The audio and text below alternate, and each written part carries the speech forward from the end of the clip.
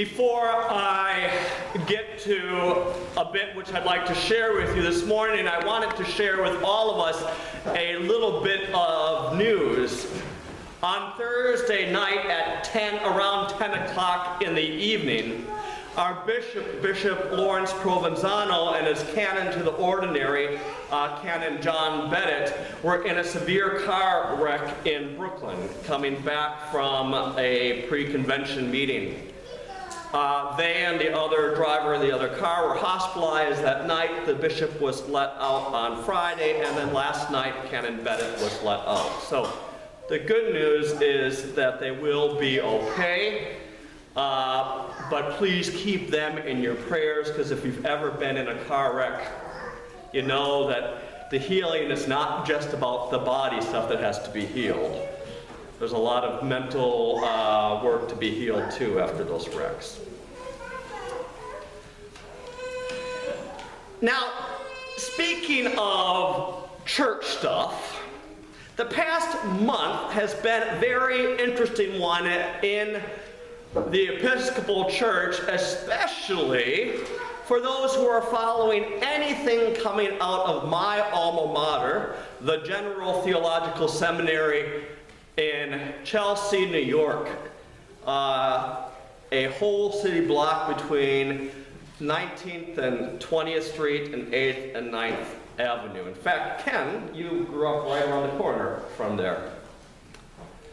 Now, it's made the New York Times.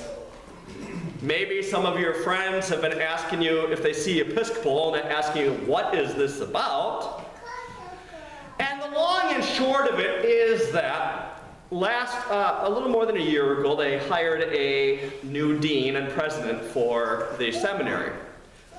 The seminary has gone through a lot of challenges like all higher education places are having to go through right now, trying to change to meet the needs of today's world with expenses that just keep going up and up and up.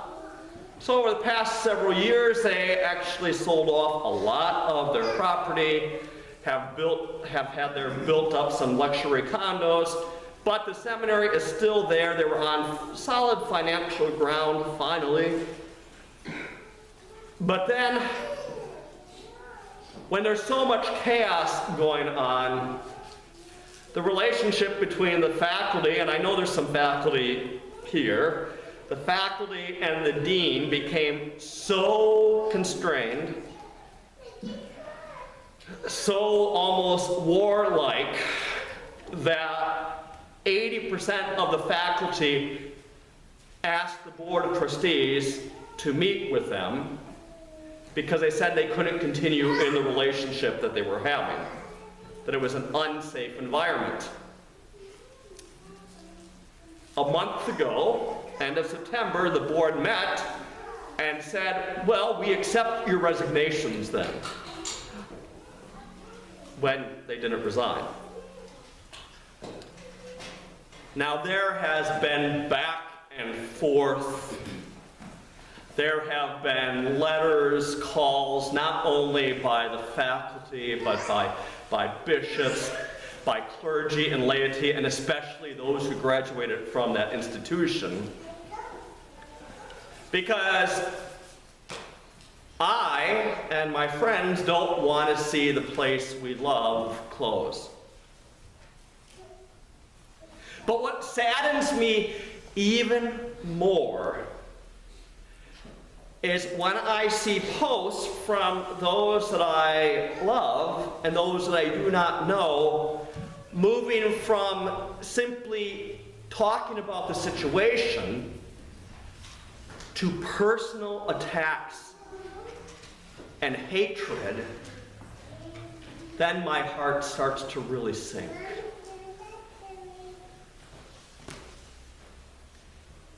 Every one of us here has been in a relationship at one point or another in our lives, right? Whether it be when you were a child or with your parents, whether it be with your spouse or partner, whether it be your children, people at work, people in the church, PTA. And when you get 2 or 3 individuals together working on a project, there is always going to be what? Disagreements. I bet I could ask each and every one of us one question, and all of us will have like a different type of answer for that question. The challenge ends up being, though, is when those different types of answers become law, and it's your way or no way. And when I personally have been in situations like that, after the fact, I always have to look back and say to myself, what did I do? What thoughts did I have? What words did I use? What actions did I do that had anything to do with love? And in fact, it was the complete opposite of love, which is hate.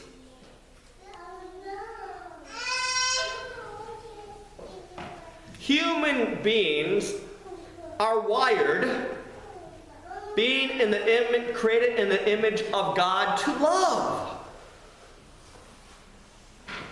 But the evil of this world wants nothing more for us to take that love and turn it into hate. Because hate demonizes. Hate dehumanizes. Hate becomes a god. And instead of the process of reconciliation and healing, that hate overwhelms you. And you do things you couldn't possibly imagine you would do. It's happening right now at my seminary. It's happened in workplaces. It's happened in schools.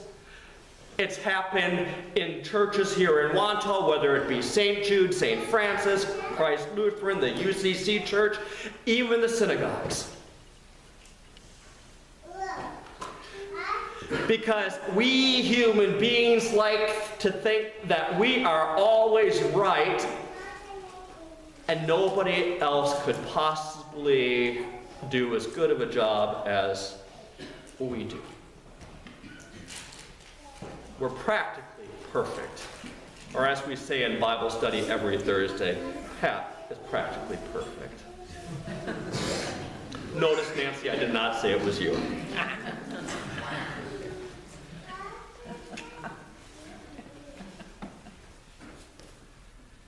What happens when we live in a world and a heart of hate? We do things that we live to regret. Let me tell you some things I've even seen happen in churches. Whether it be this church or other churches. I've seen people hold grudges with one another. And they won't go and share the peace of God with them. Because for some reason they think it's their peace, but it's actually God's peace. I have seen people walk down hallways and they say hi to somebody, and the person who for some reason is angry with them goes like this and walks the other way. I have heard people backstab others behind their back.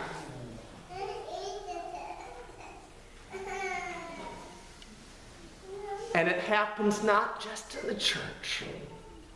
It happens in your workplace. It happens in schools. And yes, anybody who's part of a family knows it happens in families too.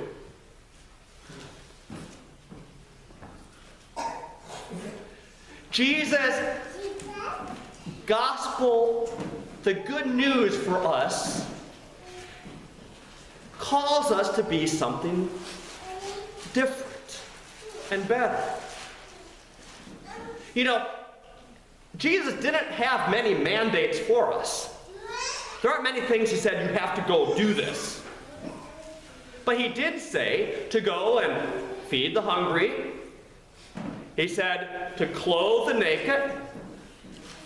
He said to heal the sick, to proclaim the good news, to forgive those who've offended you, to pray for your enemies, and to love the Lord your God with all your heart, all your mind, all your strength, and love your neighbor as yourself.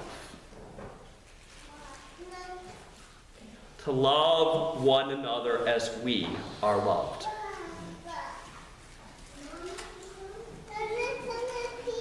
See, God doesn't make any junk. But God knows that we sometimes screw things up. And in your life right now, if you feel like you are moving from the love side to perhaps the hatred side of an individual or an issue, go and look in the mirror and see the person that you really are.